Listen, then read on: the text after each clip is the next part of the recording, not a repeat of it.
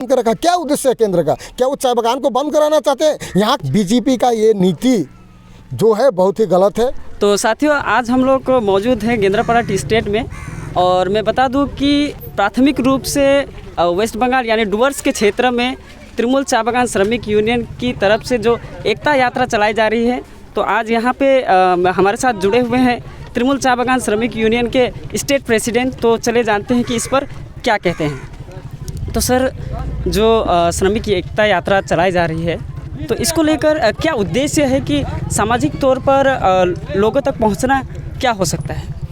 देखिए, चाय श्रमिक एकता यात्रा जो पिछले 19 फरवरी 2024 से अलीपुरद्वार ज़िले के कुमारग्राम ब्लॉक के संकोच चाय बागान से शुरुआत हुई थी, और ये यात्रा 11 दिवसीय यात्रा यानी 11 दिन तक ये चलेगी, और इसका समापन 29 फरवरी 2024 को एलनबाड़ी यानी जलपाईगुड़ी ज़िले के एलनबाड़ी में जाकर समापन होगा।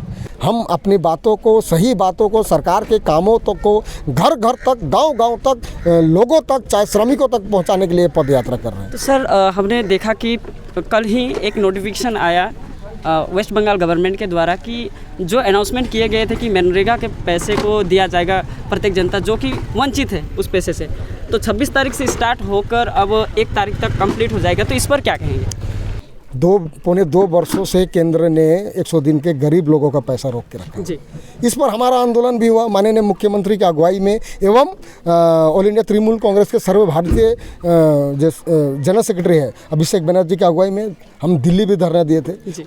और दिल्ली के धरना में ही कहा था कि केंद्र सरकार तय सीमा तक अगर इनको पैसा नहीं देगी तो राज्य अपने कोष से सभी को पैसा देगा। वो हो रहे माने सरकार जो कहती है वो करती है, जबकि भारतीय जनता पार्टी के कथनी और करनी में कहीं भी समांतर नहीं है। केंद्र सरकार के जो प्रतिनिधि है बीजेपी के खासकर, तो वे कहते हैं कि इस क्षेत्र में, डुवर्स क्षेत्र में कहीं ना कहीं जो स्टेट गवर्नमेंट है जनता को लुभाने की कोशिश कर रहा है लोकसभा इलेक्शन को देखते हुए। तो इस पर आपके द्वारा क्या प्रतिक्रिया हो सकती है? देखिए, अगर उसको लगता है कि जनता को लुभाने के लिए स्टेट गवर्नमेंट ने कुछ कर रहा है, तो आज इतने दिनों तक जो डिमांड था, तो केंद्र सरकार या अन्य राजनीतिक दल जो सरकार में आई थी उन्होंने क्यों नहीं किया? वो लोग क्या करते थे, कोई भी डिमांड को दबा के रखते थे और उस डिमांड को आगे रखकर वो चुनाव लड़ते थे। जैसे अगर यहीं पे भारतीय जनता पार्टी का सरकार होता तो ज़मीन का पट्टा नहीं देता, बोलता कि मुझे इस 2024 के इलेक्शन में जिताओ, मैं पूरा चाय बागान में ज़मीन का पट्टा दूंगा। लेकिन दीदी क्या कर रही है, इलेक्शन बाद में है, मैं आपको ज़मीन का पट्टा दूंगा, आप इलेक्शन बाद में होगा। यानी दीदी सच्चे एक गार्जियन के रूप में खड़ी है कि आपका क्या असुविधा है। अगर गार्जियन अपने बच्चों को उनकी सुविधा दे रही है, इसे भी अगर चुनाव के साथ में जोड़कर अगर राजनीति करना चाहती है, तो ये तो शर्मनाक बात है। अगर ऐसे होता तो 2014 में बीजेपी क्या बोली थी कि अगर केंद्र में सरकार बनती है, कांग्रेस के बाद अगर सरकार बनती है तो क्या होगा, चाय मंत्रालय होगा। आज क्या हो गया, 2014 से 24 10 साल हो गया, चाय मंत्रालय का जिक्र नहीं होता।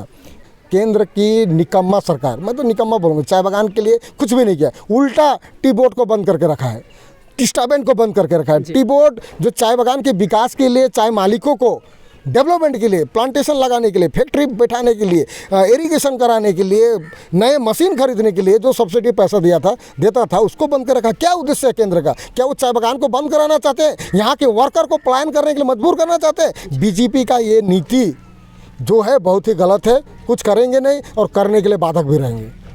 इस क्षेत्र के लीडर्स के द्वारा किस प्रकार का सपोर्ट मिला? खासकर ब्लॉक प्रेसिडेंट, जिला परिषद से लेकर तमाम सारे लीडर यहाँ पे मौजूद थे, तो उनके लिए क्या कहना चाहिए? देखिए, मैं TCBCU तृणमूल चाय बागान श्रमिक यूनियन का एक कर्मी हूँ। कोई INTTUC का है, कोई यूथ का है, कोई महिला का है, लेकिन है तो किसका? सब दीदी के सैनिक हैं। तो कहीं ना कहीं हम आज कोई भी विंग से कोई भी कार्यक्रम को आगे बढ़ाएंगे तो तमाम लीडर, यूनिट के प्रेसिडेंट से लेकर उनके कमेटी से लेकर अंचल प्रेसिडेंट, अंचल चेयरमैन, ब्लॉक के तमाम लीडर आज हमारे साथ देख रहे हैं। सिर्फ तृणमूल चाय बागान श्रमिक यूनियन का ही नहीं, अब तमाम लीडर एक साथ में, क्योंकि हमारा नाम ही, उस यात्रा का नाम ही है चाय श्रमिक एकता। चाय श्रमिकों को माने उनको एक जगह एकत्र करके माने संगठित करने के लिए और उनकी आवाज़ को और बुलंद करने के लिए आज हम तमाम जितने भी हमारे मदर से लेकर विंग तक सब एक जगह आए हैं। साथियों, अभी हमारे साथ जुड़े हुए थे त्रिमूल चाय बागान श्रमिक यूनियन के स्टेट प्रेसिडेंट वीरेंद्र बारा उराव जी। तो काफ़ी महत्वपूर्ण बातों को साझा किया। आगे हम आपसे और भी रूबरू होंगे सर, और इस पर हम लोग गहनता से बात भी करेंगे। तो बहुत बहुत शुक्रिया सर आपका। धन्यवाद। धन्यवाद।